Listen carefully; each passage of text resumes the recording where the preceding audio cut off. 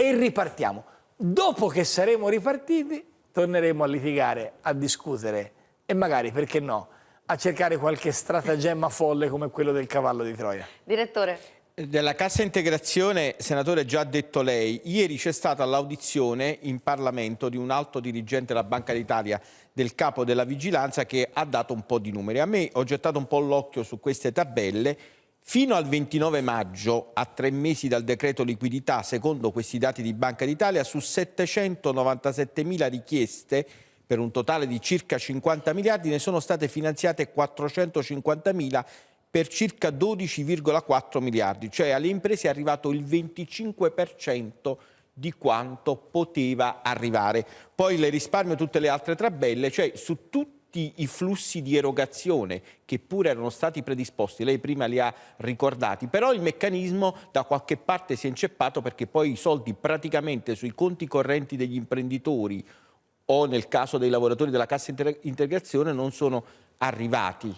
Questa è una cosa che mi fa uscire di testa, mi verrebbe voglia di sbattere la testa contro il muro, perché noi abbiamo preso questi soldi, le ripeto, soldi presi in prestito dai figli. È bene essere chiari, pagheremo tutti e pagheranno i nostri figli il conto di ciò che stiamo facendo adesso. E li stiamo fermando in 1000 procedure burocratiche che non hanno senso.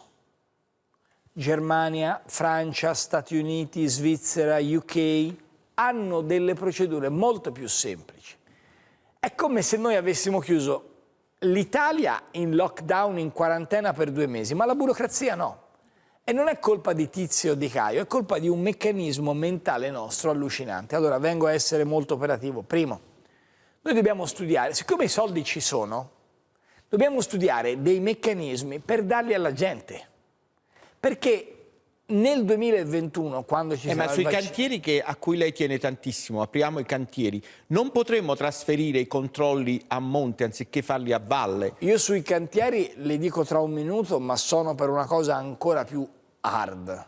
Io sono per un modello come quello del ponte di Genova, sono per un modello come quello di Milano all'Expo, sono un modello come quello di Pompei. Per chi sta a Roma ricordiamo ciò che è successo ormai 20 anni fa, il Giubileo, che ha strafunzionato e che è stata un'esperienza unica nella storia del nostro paese degli ultimi anni.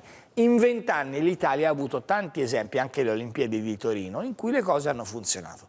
Ma c'è proprio un problema mentale, cioè noi siamo in mano, lasciatemelo dire, ho fatto il Presidente del Consiglio, oggi sono un passo indietro e posso parlare con libertà, non ho bisogno di far carriera, ho bisogno di dire la verità soltanto. Purtroppo, troppo spesso, anche i ministeri sono succubi delle tecnocrazie. Allora, prendiamo questi soldi, questi 80 miliardi che sono quelli, soltanto quelli già liberati, poi ci sono quelli del Recovery Fund, BCE, SURE, eccetera, eccetera, MES.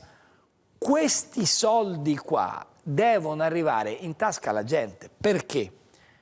Perché comunque l'Italia nel 21, 22, 23 tornerà a correre. Ma chi è che frena nel governo su questo? Non credo che sia un ministero o una forza politica, è proprio un atteggiamento, mi lasci dire così, rassegnato alla burocrazia, che è stupido. Perché noi in un momento del genere dobbiamo dire, ragazzi, i soldi non è che creando gli impedimenti poi ci sono altri rivoli dove si perdono delle cose, penso si di no, accelerano delle pratiche? Non credo che sia una forma, virgolette, che accelera esperienze corruttive o Lei non crede che manchi un po' di coraggio? Perché sì, Conte sì, nei mesi scorsi diceva che voleva abolire, riformare il codice degli appalti. Poi questa mattina leggo sui giornali che la posizione si è molto modificata, oppure anche sulla proposta che lei ha fatto, per esempio, di posticipare i pagamenti fiscali per le imprese, soprattutto per i piccoli imprenditori, dice per un anno sospendiamoli, però lì c'è molta resistenza. Guardi, io vivo quasi con un dilemma amletico la mia posizione, perché io avrei voglia di dire tutto quello che penso e non lo posso fare perché... Qui può dire tutto quello che pensa. No, esageriamo, non è che siamo noi tre. Io devo cercare di dare una mano al Paese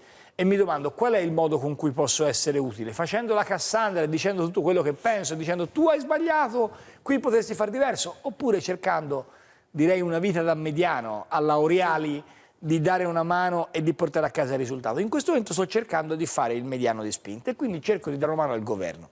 Primo punto, sui cantieri. È così come dice lei, bisogna sbloccarle le cose.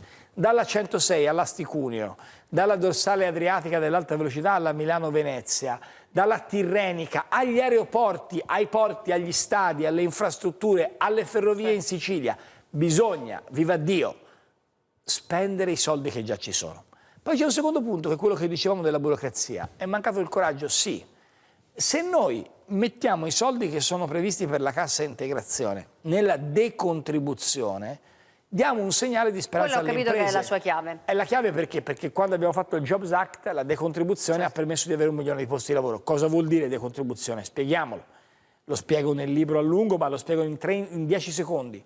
Se io ti abbasso i contributi, o meglio, se io non ti faccio pagare i contributi, se i soldi che ho dall'Europa o dall'Italia li metto per dire i contributi non li paghi, io ho interesse a farti lavorare e a farti lavorare regolare, non in nero. È inutile dare il reddito di cittadinanza o il reddito di emergenza a chi lavora in nero. Facciamo emergere il lavoro con la decontribuzione. Altro che le, me lo lasci dire, follie del reddito di cittadinanza o di quota 100. Accelero un po' perché ho tante cose da farle vedere. Il cavallo di Garibaldi, l'unità d'Italia in questa pandemia, insomma abbiamo visto una frammentazione.